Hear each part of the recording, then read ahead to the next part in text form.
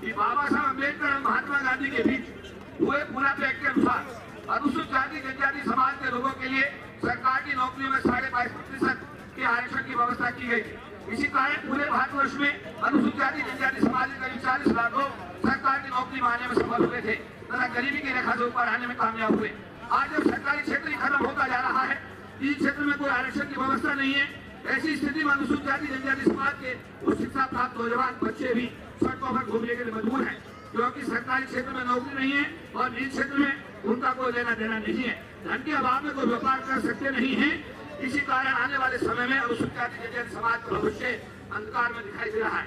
उच्चतम न्यायालय देश के गरीब अनुसूचित जाति जनजाति समाज के विरोध में आए दिन आदेश लेकर इस समाज की चिंता को और बढ़ा रहा है। मेघवाल जी कानून मंत्री बने हमारे समाज के ऐसे समाज से पहले। इससे पहले किरण जी उस समाज से थे, तो जोरदार जय भीम बोलिए। जय भीम, जय भीम। बाबा साहब अम्बेडकर, बाबा साहब अम्बेडकर। भारत का संविधान जिंदाबाद, भारत का संविधान जिंदाबाद। आज क्योंकि मंत्री जी को अभी ठीक 8:30 बजे की फ्लाइट से जाना है, तो आज मैं भाषण नहीं दूंगा क्योंकि मेरा भाषण भी लंबा होता है।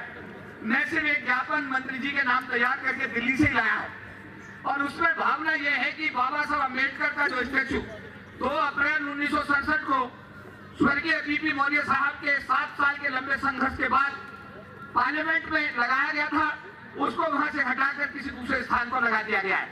9 अगस्त 2024 को दिल्ली की धरती पर सर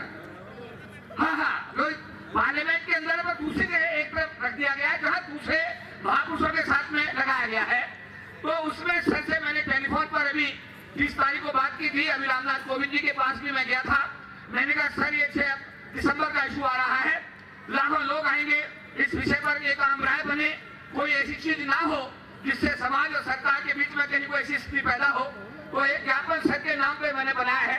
आदरणीय अर्जुन राम मेघवाल साहब, माननीय कानून मंत्री भारत सरकार, हमारा रेलवे एसोसिएशन जो भारत का सबसे बड़ा एसोसिएशन है, उसके राष्ट्रीय अध्यक्ष Shri P L Bairwa ji, working president doctor Gnanasekaran ji, vice president Shri P C Murmu ji और हमारे बड़े भाई आदरणीय और राष्ट्रीय प्रधान महासचिव अशोक कुमार जी और M Mohan ji general secretary साहब और ट्रेजरर हमारे छोटे भाई प्रेम सिंह जी और देश के कोने कोने से रेलवे से आए हुए हमारे सम्मानित भाइयों और बहनों, हमने आज हमने मेघवाल साहब के नाम जो पत्र है श्री अर्जुन राम मेघवाल जी, माननीय केंद्रीय कानून मंत्री कानून एवं न्याय मंत्री स्वतंत्र प्रभार संसदीय कार्य राज्य मंत्री भारत सरकार, आदरणीय महोदय, अनुसूचित जाति जनजाति समाज एवं सरकार के बीच समन्वय और विश्वास का दायरा बढ़ाकर सामाजिक समरसता स्थापित करके संवैधानिक प्रावधानों को लागू करा के इस समाज के हितों को संरक्षित करने के संबंध में सर्वप्रथम भारत सरकार द्वारा आपको कानून मंत्री के पद पर आपकी नियुक्ति का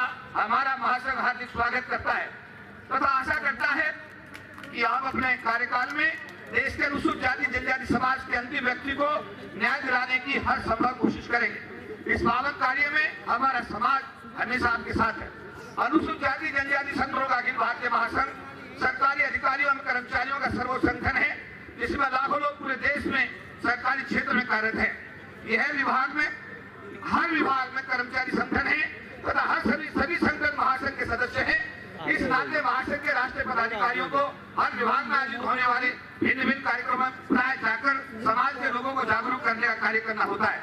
महासंघ द्वारा अपने गठन 1997 से लेकर आज तक आरक्षण को बचाने, इन क्षेत्र में आरक्षण लागू कराने आदि महत्वपूर्ण मांगों को लेकर राष्ट्रीय एवं अंतर्राष्ट्रीय स्तर पर रैलियां, सेमिनार, सम्मेलनों, प्रदर्शनों आदि का आयोजित किया गया है तथा अपने मांग पत्रों के माध्यम से समय समय पर तत्कालीन राष्ट्रपतियों और प्रधानमंत्रियों को अवगत कराकर उनका समाधान कराने का हमेशा सफलतम प्रयास किया गया है। हम आपके संज्ञान में लाना चाहते हैं कि गत 3/2024 को पार्लियामेंट परिसर के प्रांगण में लगी हुई बाबा साहब अम्बेडकर की प्राचीन प्रतिमा को संसद भवन से इसके मूल स्थान से हटाकर दूसरी जगह लगा दिया गया है।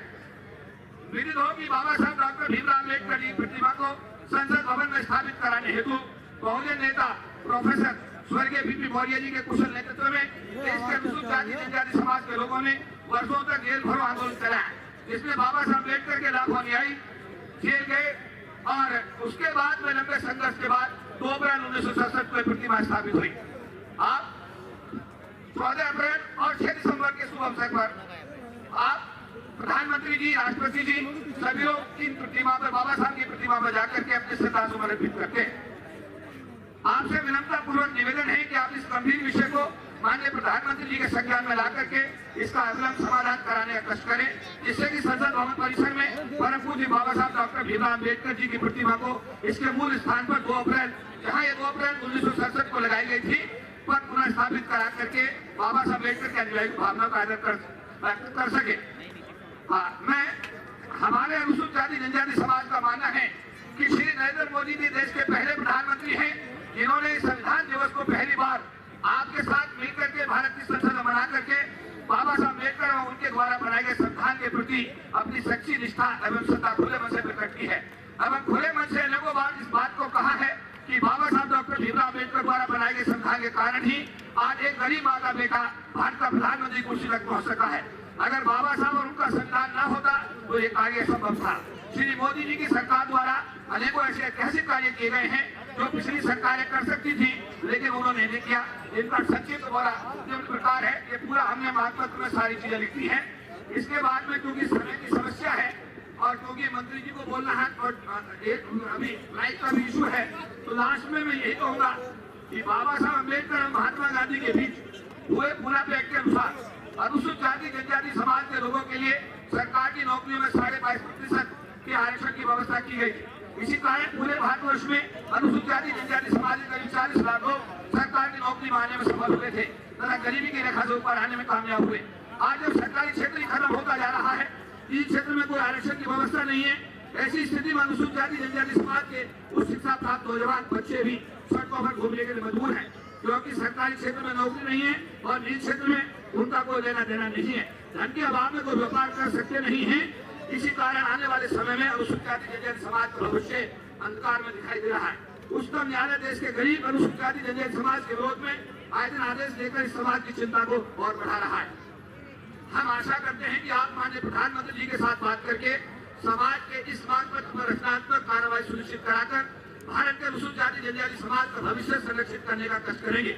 आपसे यह भी अनुरोध है कि महासंघ के प्रतिनिधिमंडल की एक बैठक माननीय प्रधानमंत्री जी के साथ अपनी अगुवाई में सुनिश्चित कराकर समाज की समस्याओं के संबंध में ज्ञापन माननीय प्रधानमंत्री जी को दिलाकर उनका समाधान कराने की दिशा में अपना सहयोग प्रदान करेंगे।